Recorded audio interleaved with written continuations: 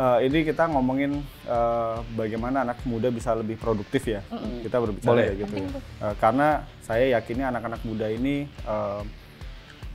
jiwanya, passionnya itu kan beda-beda. Ada yang mungkin memang pengen ke jalur kreatif atau sifatnya menjadi profesional. Ada yang mungkin jadi pebisnis atau wira swasta gitu, atau punya startup. Atau anak-anak muda sekarang tuh kalau punya bisnis atau UMKM nggak mau disebut UMKM. Oh ya? Brand lokal. Wah, Brand lokal.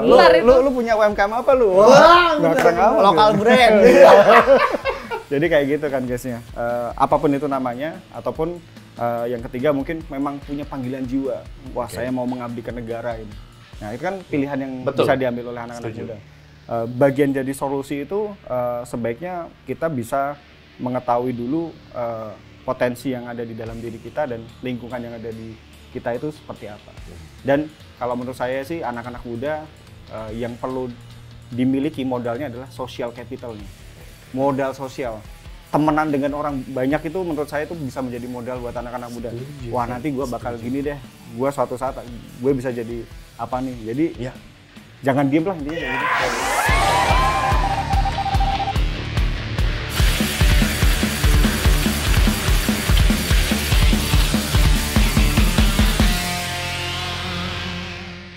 Pakai KTP Sakti, bansos jalan terus. Lanjutkan. Halo, balik lagi sama kita di Yeay. Nah, apa? Capek. Gue grogi kan, karena kan kayak kemarin-kemarin kan masih ada ceweknya gitu. Sekarang gue kayak diplototin laki-laki. Laki semua. Enggak sih. Gue merasa spesial. Enggak. Oke. Kita kembali lagi kita bersama bintang tamu. Bintang tamu. Iya ya Kak, karena kita akan membahas salah satu keresahan anak muda. Karena kita masih ya membahasnya seputar anak muda lah ya. Betul dong pasti. Karena kita juga pernah nih bahas tentang anak muda yang kesusahan lapangan kerja nih. Mencari lapangan kerja, iya. Dan kita mengundang bintang tamu yang memang proper nih. Wah, untuk dibicarakan nih bidang ini nih. Oh ya? Oke, kita kedatangan bintang tamu yaitu Mas Khalid selaku inisiator dari Gen Hetero Indonesia. Terima kasih. Mantap. Jadi kalau ngebahas tentang isu lapangan kerja, memang nyambung ini? Iya. Oh. Ini relate banget lah. Oke. Jadi kita kalau ngomongin kemarin kan kalau kita bertiga doang ngomonginnya ya sekedar cuma dari gimana POV sih kita gitu anak muda, kita tidak mendapat solusi nih. Nah, betul. Itu makanya butuhnya yang solusi yang kayak gimana? Nah, ini ayo kita bicara. Ini ditantangin langsung. Ini langsung nih kita bahas nih, karena kalau misalnya anak muda dan lapangan pekerjaan dan sarjana itu kayak sarjana anak muda tuh banyak banget kan, Mas. Pasti. Kayak kemarin kampus kita aja sudah lulus pun kayak tapi tetap aja ada yang menganggur gitu. Bahkan ada juga yang sudah lulus jurusannya apa, masuknya apa Salah gitu. jurusan lah ya. Salah jurusan gitu. Apakah ini menjadi tren apa gimana nih? Jadi sebenarnya anak muda itu kenapa sih kok bisa sampai salah jurusan gitu? Iya. Terus apa? Kalau misalnya sudah masuk ke jurusan yang dijalani, apa tidak bisa diyakini bahwa itu adalah passionnya? Atau jangan-jangan passionnya menghilang di mana gitu? Nah, tiba-tiba gimana Bang? Gue sebagai anak muda yang ngeri. Apa namanya? Nggak ada yang ngebimbing lah buat kayak lu mending ngambil jurusan ini, prospeknya kayak begini, prospek kerjanya ya kedepannya kayak gimana tuh kayak akhirnya waktu di SMK dulu, bukan di pas kuliah. Pas di SMK itu kayak ngeliat masuk TKR nih, teknik kendaraan ringan, anak otomotif tuh kayak cowok banget, keren lah.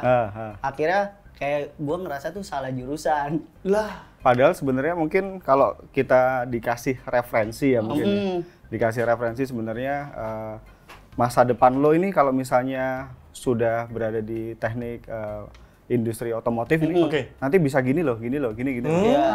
Kerennya tuh tetap dapat gitu. Terus kemudian cuannya juga bisa dapat juga. Tapi masalahnya kan seringnya kan sering bimbang karena mungkin nggak ada teman, nggak ada mentor mungkin ya yang bisa ngajarin kira-kira yang paling pas tuh di mana. Sampai akhirnya ya ujung-ujungnya nanti bakal ragu. Nah pas ragu itu mulai mencari hal-hal yang mungkin lebih menarik minat kita kan. passion lah. Padahal sebenarnya kalau kita yakini berada di situ ya itu bisa jadi masa depannya buat teman-teman anak muda itu di industri yang masing-masing menurut kita. Cocok Mas, karena emang dulu kalau saya juga ngerasanya pernah ganti passion 3 kali lah. Waduh. Ganti passion Ganti 3 passion. kali tuh. Kayak Gila lu, mana? keren banget lu. Jadi Belum awal- menemuin jati diri lu Iya, itu jadi namanya. awalnya bingung kan, SMK, TKR, otomotif, nyari pekerjaan susah karena dilihatnya yang butuh benar-benar berskill lah, ngelamar di otomotif kan perusahaan-perusahaan gede kan. Oh, iya. Dan kalau Oke. misalnya di bengkel-bengkel juga skill lu harus mumpuni. Sementara waktu gue SMK itu alat-alat kebutuhannya itu nggak Oke. terlalu memadai lah, agak kurang relevan sama yang pas kerja di lapangan langsung. Sehingga pas udah lulus susah cari kerja, kayaknya ngambil teknik listrik. Oke. Bagus nih karena listrik dibutuhin di mana-mana kan, di mall ada, di rumah ada, prospek kerja lu bisa jadi freelance teknik lah, teknisi. Nah, kita harus ngelihat akar permasalahannya dulu nih kalau kita ngomongin kayak gitu. Tadi kan mungkin karena tidak dapat referensi ya. Bisa jadi juga mungkin dari sisi menurut saya ya. Ya. Kira-kira benar nggak sih permasalahan dari pendidikan yang sifatnya vocational ini Oke. sudah relevan dengan industrinya yang sudah saat ini. Kalau kita ngomongin sudah relevan atau tidak ya nanti serapan dari sisi industri ini akan sesuai dengan kebutuhan masing-masing industri. Nah, kalau kita ngomongin industri vocational, contohnya seperti itu. Dari sisi inisiatifnya Pak Ganjar, kita ngomongin Pak Ganjar. Ya, Ya. Itu kan mengubah balai pelatihan vocational yang secara langsung yang sebelumnya mungkin secara okupansi atau kebermanfaatan alat-alatnya ini walaupun sebenarnya sudah relevan ya, tetapi tidak digunakan secara penuh gitu. Ya akhirnya apa? Ya sayang banget gitu. Nah akhirnya yang bisa dirubah adalah ya kenapa nggak langsung diubah menjadi SMK? Nah, padahal alat-alatnya sudah sesuai di situ. Jadi tinggal dihubungkan dengan kurikulumnya apakah sudah relevan dengan industri dan ada industri yang mau ngambil apa enggak. Nah itu sebenarnya sudah dijalankan gitu. Oh Mas, nih saya tadi mau nyinggung juga soal karena ini berkaitan dengan skill maupun Yes. pengalaman. Yes. Ini fenomena yang masih saya temui di bawah itu adalah masih banyak perusahaan yang memang menerapkan untuk mendapatkan pekerjaan tersebut untuk apply ya lu harus punya pengalaman dulu. Lah bagi Yeah. fresh graduate tuh bagaimana? Yeah, Ini kan yeah. jadi kendala nih. Betul. Nah kaitannya dengan tadi karena Mas Khalid ini adalah ko-inisiator dari Yeah. Gen Hetero Indonesia. Kira-kira kayak gimana nih Mas melihat fenomena ini? Itu ibaratnya kayak gini ya, apa? Duluan mana telur sama ayam Ya, ya. itu dia. Bener Benar. ya? Saya sering ketemu banget kalau dengan anak-anak yang kreatif contohnya seperti Ya. itu ya. Mereka punya kemampuan untuk membuat karya-karya seni, ilustrasi yang keren lah kayak gitu. Oke. Kemudian pada saat melamar pekerjaan mungkin di perusahaan atau mungkin ke studio, mana portofolio lu? Nah, Mana hasil kerjaan lo? Nah. Yang komersial ada nggak sih? Padahal mereka lagi mau cari kerjaan gitu kan ya. Kemudian sebenarnya kalau kita lihat segala sesuatu yang sifatnya kreatif itu ada solusi yang dibawa, problem yang dibawa di situ. Contohnya nih misalnya, kenapa nggak anak-anak muda yang kreatif ini, yang jago desain ini dihubungkan sama siapa? Sama UMKM. UMKM itu butuhnya apa? Biasanya yang jago produk kan. iya. Tapi dari sisi pemasaran mungkin, Iya. dari sisi kemasan produknya itu nggak oke gitu kan. Contohnya seperti itu. Kenapa nggak anak-anak yang kreatif tadi bantuin mereka? Nah itu sebenarnya sudah kita lakukan di situ. Kita menghubungkan, kita mengagregasi kebutuhan dari teman-teman kreatif ini dan teman-teman UMKM ini bisa ketemu gitu. Karena ada contohnya juga inilah banner pecel lele, dia nggak jual ayam. loh, Iya, tapi ada gambar. nggak jual bebek, nggak nggak jual jual bebek, bebek, tapi tapi ada ada bebeknya. bebeknya. ada gambar bebeknya. Kan itu termasuk kesalahan desain kalau menurut gue. Oh, bener sih, bener. Dan template Misleading lagi ya. ya. Iya. Iya, Template. template Ya, semuanya jadi kayaknya sama. harus kita tahu dulu sebenarnya permasalahan itu ada apa yang kita bawa ke situ lah intinya. Kita bawa solusi ke situ. Wah, Gitu. keren. Ya, kalau kita di sini kan juga merasa anak-anak muda nih punya potensi yang besar juga nih. Kalau menurut Mas Khalid sendiri yang berpengalaman di Heterospace, bagaimana nih Mas potensi ekonomi kreatif di anak muda sekarang? Ya, kalau kita ngomongin ekonomi kreatif potensinya seperti apa, kita balik lagi istilah ekonomi kreatif ini kan orange economy. Orange ya. Sumber dayanya adalah sumber daya yang tidak terbatas. Itu apa? Ide. Iya.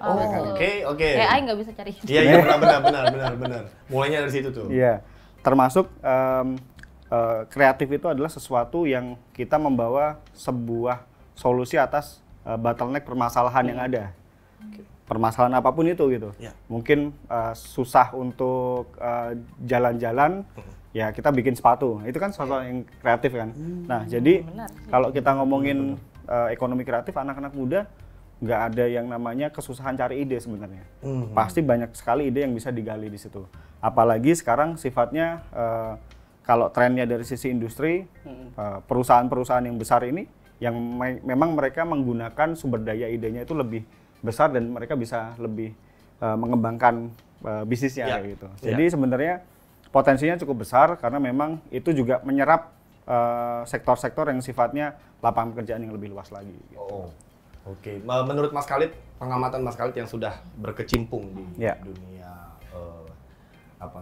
ekonomi kreatif, bagaimana pengamatannya terhadap ekonomi kreatif kita di Indonesia ini sudah sampai pada titik mana sih Mas? Ya menurut pengamatan Mas Khalid, apakah sudah setara dengan dunia internasional kah? Atau kita masih struggle untuk ke sana? Gimana Mas kira-kira? Kayaknya ada datanya ya, kalau di Indonesia itu urutan ketiga kalau nggak salah dari Kemenparekraf ya. Iya, betul. Nah sebenarnya kalau kita ngomongin itu, kita kan di bawahnya Amerika Serikat dan Korea. Korea Selatan loh ya. Oh wajar ya Korea Selatan. Korea Selatan ini kan K-pop itu loh. Tapi yang harus kita coba pelajari adalah kenapa kok Korea Selatan yang mungkin beberapa 1 atau 2 dekade sebelumnya itu ekonomi kreatifnya tidak sepesat sekarang ini, tapi bisa menjadi seperti sekarang. Peran siapa yang ada di situ? Apakah itu secara organik atau secara desain? Wah, menurut teman-teman gimana?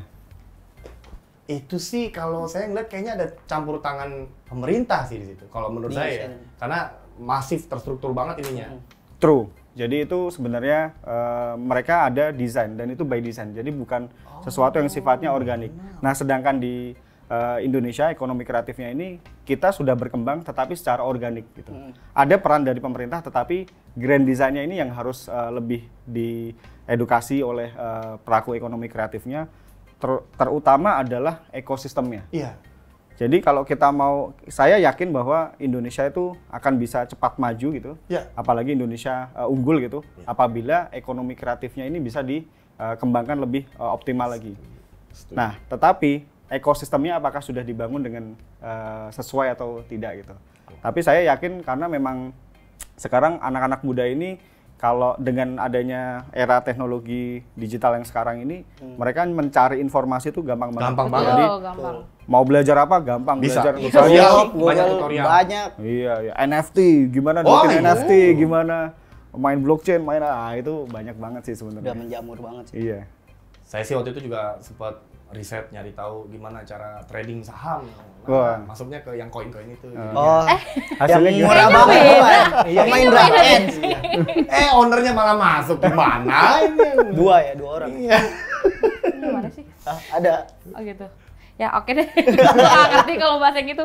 Ya tapi kalau misalnya sebagai orang yang sudah menjadi bagian dari solusi nih, apa sih yang dibutuhkan sama anak-anak muda kan? Karena kan kayaknya terdengar mudah, cuma anak muda ini kan kadang-kadang ternyata pas jalanin tuh tidak segampang kata orang gitu. Iya, tidak semudah ini, Iya. realitanya tidak semudah ekspektasinya, Mas.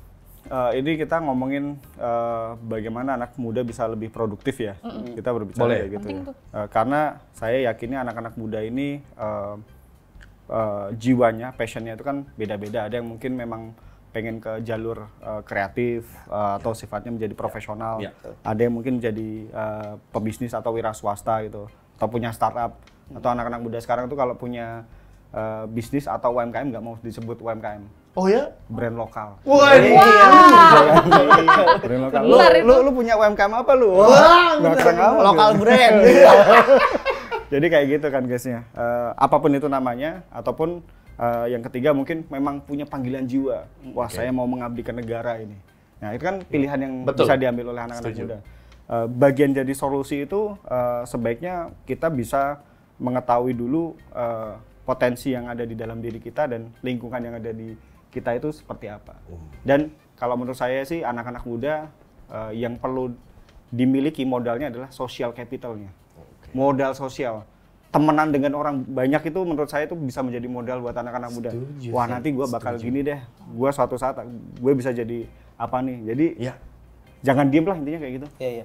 Tapi kalau misalnya tadi kan kata Mas Khalid modal sosial juga penting kan. Tapi kalau untuk kayak anak-anak muda yang masih belum bisa kayak mengapresiasi karyanya sendiri gitu, Mas, masih kayak Minder. Iya, minder, gitu ya. lebih minder lah, kayak misalnya kita taruh contoh di fotografer.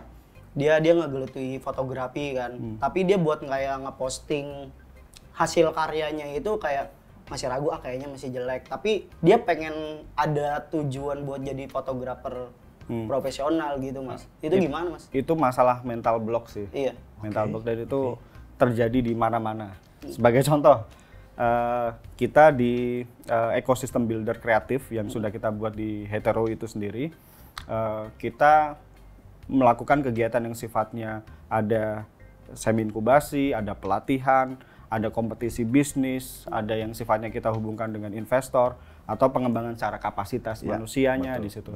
Nah, kita menemukan suatu saat itu ada kegiatan yang kita buat secara nasional gitu, secara nasional. Tetapi base kita pada saat itu kita dilakukan di Jawa Tengah gitu. Nah, ternyata banyak banget yang daftar gitu.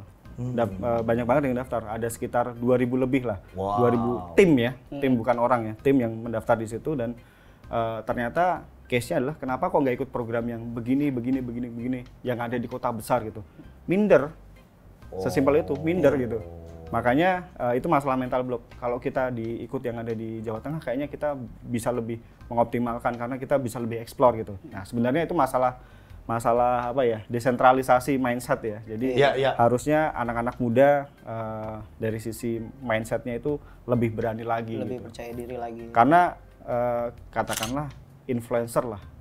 Influencer. Emang sekali postingan pertama dia langsung engagement-nya bisa sampai jutaan gitu. Nggak mungkin. Ya pasti ada satu postingan yang nonton cuma 3 orang. Iya, betul. Jadi Proses lah gitu kan. Proses. Iya, benar. Proses, jangan lupa. Saya ada ini temen. Mudah-mudahan ini bisa jadi jawaban juga kalau kita bicara heterospace tadi karena sempat kita bahas. Teman yang freelance tapi dia bingung gimana cara mendapatkan saluran untuk bisa penting tuh.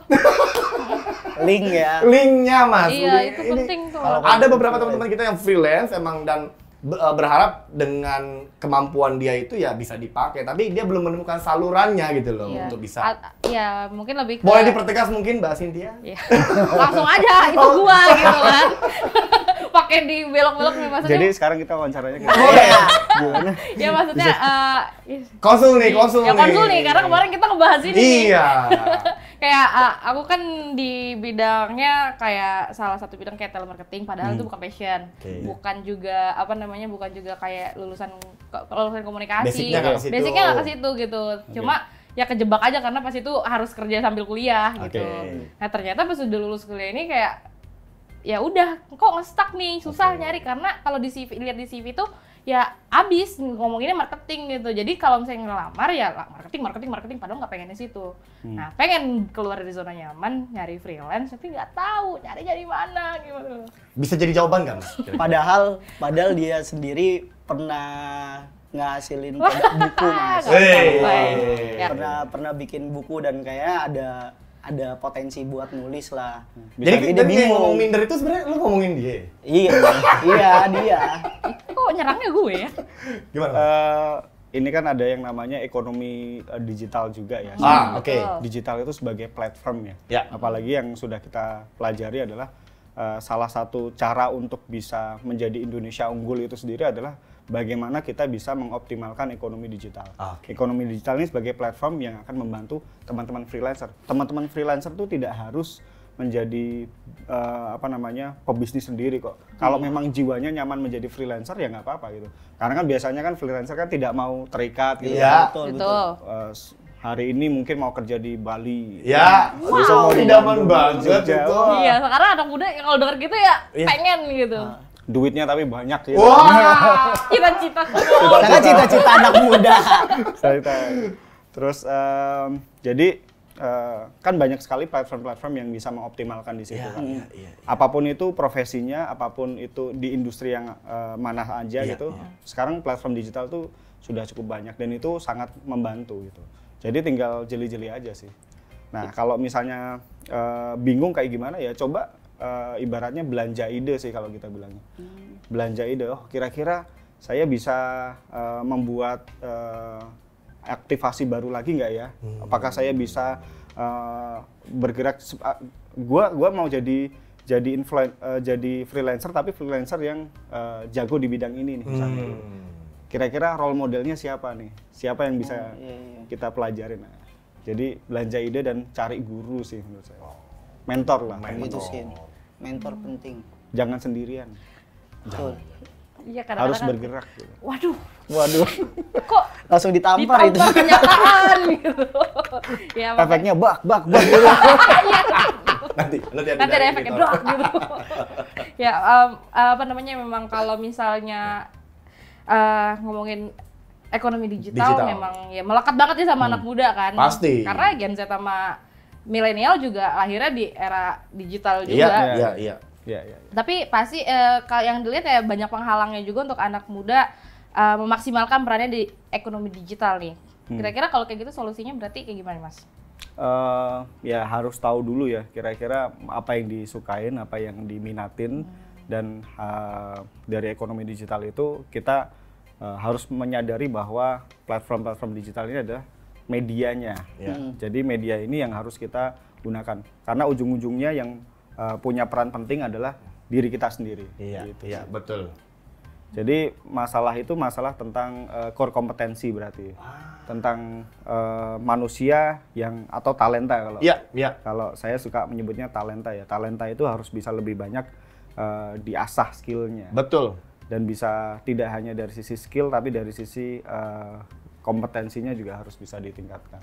Karakternya juga gitu. Setuju. Mas, tadi sempat mention juga sosok Pak Ganjar yang juga sudah berhasil ya, kita katakan berhasil dengan program Heterospace yang mana nanti akan dikembangkan lebih luas lagi.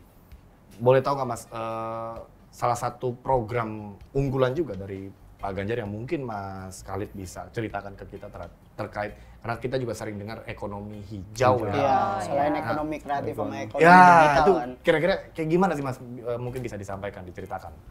Ya, sebenarnya kalau dari track record history dan presentnya, kita bisa pelajarin performance-nya Pak Ganjar itu seperti apa dan memang sudah ada impact-nya. Mungkin yang realnya adalah ketika membangun ekosistem builder yang ada di Jawa Tengah dengan nama Heterospace. Nah, sekarang ini kita berbicara mengenai setelah ini secara nasional bagaimana. Nah, kita ingin membuat ekosistem builder yang sifatnya nasional itu sendiri, yang bisa mengoptimalkan anak-anak muda dengan berbagai macam industrinya, kreativitasnya, dan mereka juga paling tidak harus bisa produktif. Nah, banyak sekali cara-caranya kalau dari sisi programnya Ganjar Mahfud nih ya. Kita berbicara mengenai ekonomi hijau, ekonomi biru, mungkin bisa juga ditambah orange economy gitu, ekonomi kreatif tadi ya. Nah, kalau kita berbicara itu sebenarnya tidak bisa satu persatu karena itu memiliki keterhubungan satu sama lain ya. Paling tidak adalah bagaimana secara siklus kalau kita berbicara mengenai ekonomi hijau itu sendiri yang itu mengubah dari yang sebelumnya ekonominya secara linear penggunaan produknya. Produk itu kan sebelumnya kan dibuat, dipakai, dibuang. Gitu. Tapi kalau ekonomi sirkulernya yang ada di ekonomi hijau adalah ada recycle-nya. Jadi hasil akhir dari produk itu sendiri tidak langsung dibuang ke tempat sampah, gitu. Tapi bisa didaur ulang dan bisa digunakan lagi. Nah, sebenarnya itu salah satu contoh. Tujuan utamanya apa sih dilakukan seperti itu? Itu adalah untuk mengurangi emisi ataupun mengurangi sampah. Artinya apa? Itu ada dampaknya. Artinya dari ekonomi hijau, ekonomi biru, orange ekonomi, itu harus punya pengukuran dampak. Pengukuran dampak. Jadi nggak cuman ngomongin tentang bisnisnya doang nih. Jadi gua mau bikin bisnis di bidang perikanan atau di bidang kreatif, tapi yang penting cuan doang. Tapi dampaknya kayak gimana? Nggak mikirin lingkungannya ya Mas ya. Lingkungan ya. Salah satunya adalah mungkin dari membuka bisnis itu sendiri, apakah ada lapangan pekerjaan yang bertambah? Iya, betul. Berat banget ya omongannya. Wah, ini dulu Mas. Mau Mas. Ya, tapi kalau ngomongin ekonomi hijau, karena kan memang anak-anak muda ini kan kalau ngomongin lingkungan ini udah sangat aware banget gitu, banget sih. Kan, apalagi masalah yang sudah punya polusi, polusi yang kemarin aja sampai jadi bahan besar, omongan, jadi bahan pembicaraan lah. Yang disalahin siapa? Yang angin nggak punya KTP. Iya kan? Betul. Ya itu malah jadi bahan ceng-cengan itu. Warga mana kita nggak tahu itu.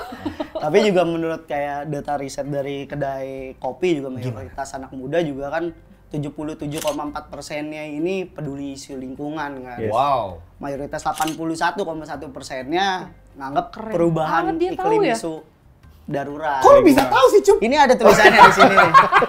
Iya kan? Tulisannya di sini. Terima kasih kepada tim kreatif. Nah, cuma kan kalau ngomongin soal isu lingkungan terus ke awareness kita anak muda sama lingkungan, itu menurut Mas Khalid sendiri gimana Mas cara ngekonversi kepedulian kita ini jadi sebuah aksi gitu? Mengkonversi kepedulian ini menjadi sebuah aksi. Kalau kita berbicara mengenai aksi, harapannya aksi itu sekali atau berkelanjutan nggak sih? Berkelanjutan. Jadi paling tidak kita sudah tahu greater good-nya, tujuan baiknya adalah kita pengen punya dampak gitu ya. Tapi kalau dampaknya cuma sekali doang, tidak dilakukan secara sustainable atau berkesinambungan, kan sayang banget. Caranya bagaimana? Kan ada yang namanya sociopreneurship gitu.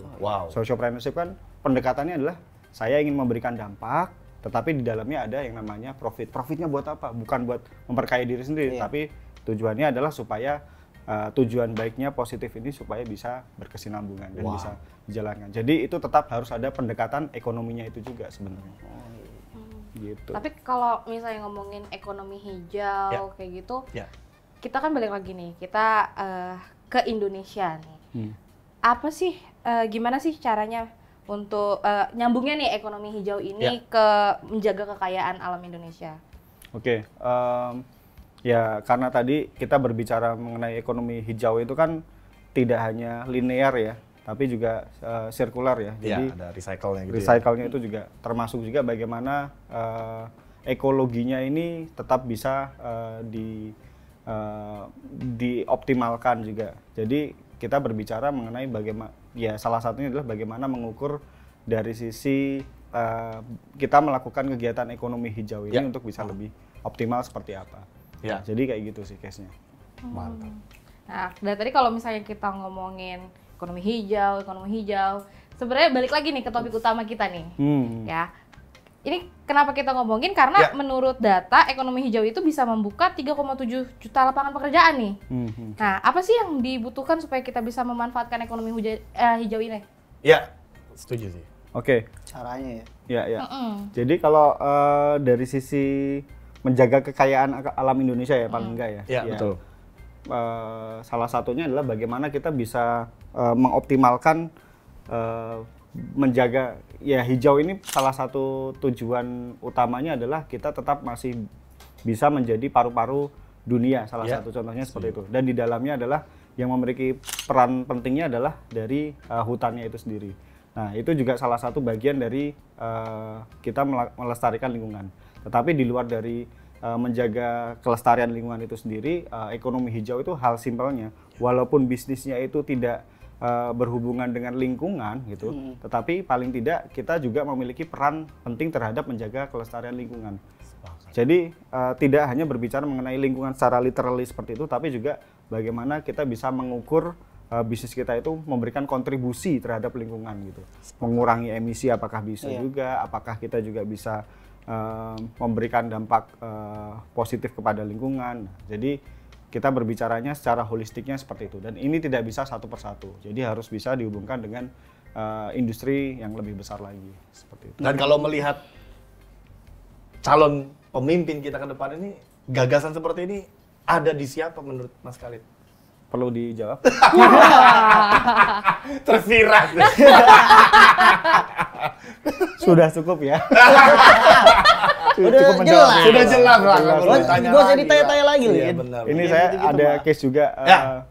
di salah satu bisnis di tempat kita juga kan, kita selalu mengajak untuk teman-teman startup ini memiliki impact measurement, Oke. diukur Oke. dampaknya seperti itu. Iya, betul. Nah, salah satunya adalah kalau kita ngomongin ekonomi hijau, kita bahkan juga kita sudah melakukan pendampingan terhadap bisnis startup digital gitu, yang memang memberikan kontribusi terhadap lingkungan.